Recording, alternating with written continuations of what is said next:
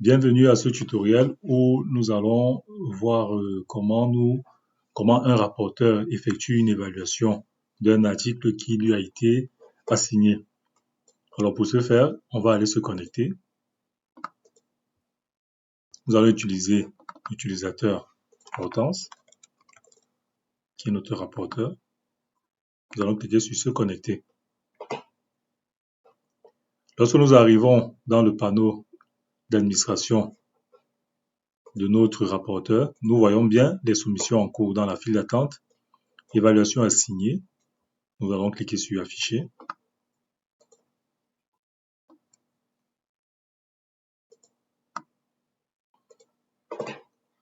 Alors, le processus de demande s'effectue en 4 étapes. Alors, nous avons une demande d'évaluation. Vous avez été choisi. Nous avons le titre de l'article. Nous avons le résumé. Nous avons le type d'article. Comme vous le voyez, nous ne connaissons pas le nom de l'auteur. De même que l'évaluation qui est en train d'être faite, l'auteur qui a soumis le document ne saura pas qui a été son évaluateur. Alors, on peut cliquer sur voir tous les détails de l'évaluation. Nous voyons les mots-clés qui ont été associés à cet article. Nous voyons bien le calendrier pour lequel le rédacteur en chef nous a assigné le document, la date de la réponse ainsi que la date limite. Alors, nous sommes d'accord avec la collecte des données telle que déclarée dans le processus de confidentialité. Alors, nous acceptons l'examen et nous continuons à l'étape 2. À l'étape 2, nous voyons les lignes directrices. Alors, notre éditeur n'a pas établi de lignes directrices pour les rapporteurs. Nous continuons à l'étape 3.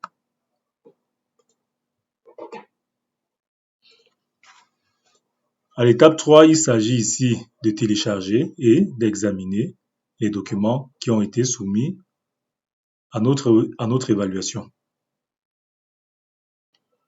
Alors, nous allons télécharger les documents en cliquant l'un après l'autre.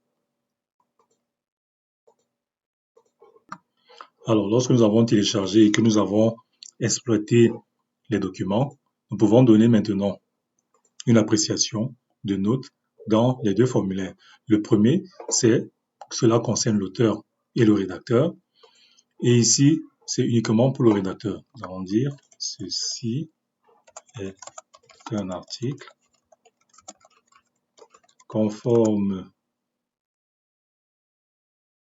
aux exigences. Ouais. Nous allons faire pareil. C'est vrai qu'on peut améliorer selon un cas réel. Ici, c'est juste pour l'exemple, pour nous montrer comment le processus s'effectue. Alors, si le rapporteur a des éléments de fichier à transférer, il cliquera sur transférer le fichier, ici.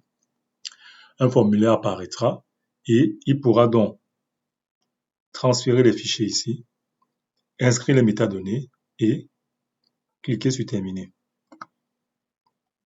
Si le rapporteur a une discussion en rapport avec l'évaluation, il ajoutera une discussion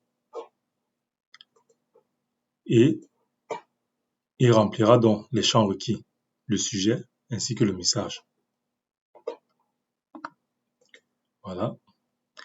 Si le rapporteur voudrait effectuer une recommandation, il a le choix dans cette liste. On peut accepter la soumission. On peut demander à ce qu'il y ait des révisions. Vous vous souvenez, ici, on peut donc rajouter les éléments liés à cette révision. Peut-être qu'il y a des coquilles, peut-être qu'il y a des éléments d'amélioration. On peut soumettre à nouveau pour une évaluation. On peut soumettre à nouveau ailleurs. On peut refuser la soumission.